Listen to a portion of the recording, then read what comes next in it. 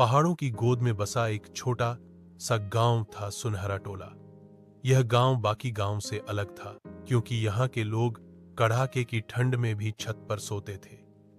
बाहर से आने वाले लोग यह सुनकर हैरान रह जाते, लेकिन गांव वालों के लिए यह उनकी परंपरा और विश्वास था।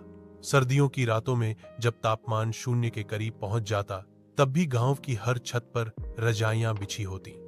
बुजुर्ग कहते थे कि बरसों पहले गांव में एक भयानक बीमारी फैली थी। लोग घरों के अंदर सोते थे, हवा बंद रहती थी और बीमारी फैलती चली गई। तब गांव के एक साधु ने सलाह दी, खुले आसमान के नीचे सो, ठंडी हवा शरीर को मजबूत बनाएगी। उस दिन के बाद गांव वालों ने छत पर सोना शुरू किया और धीरे धीरे बीमारी खत्म हो गई।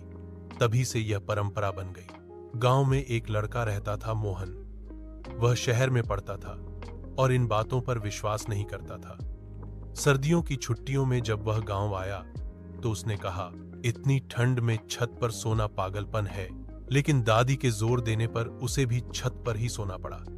पहली रात ठंड से उसका पूरा शरीर कांपता रहा, लेकिन जब उसने आसमान की तरफ देखा तो तारों से भरा नीला आकाश, ठंडी शुद्ध हवा और चारों ओर शांति ने उसका मन छू लिया।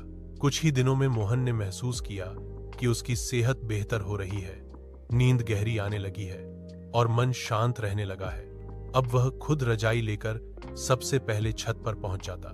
छुट्टियां खत्म होने पर मोहन शहर लौट गया, लेकिन जाते जाते उसने कहा, दादी, अब समझ आया कि परंपराएं बिना वजह नहीं होती। आज भी सुनहरा टोला अपनी छतों पर सोता है, ठंड से नहीं डरता, क्योंकि उसने प्रकृति के साथ जीना सीख लिया है।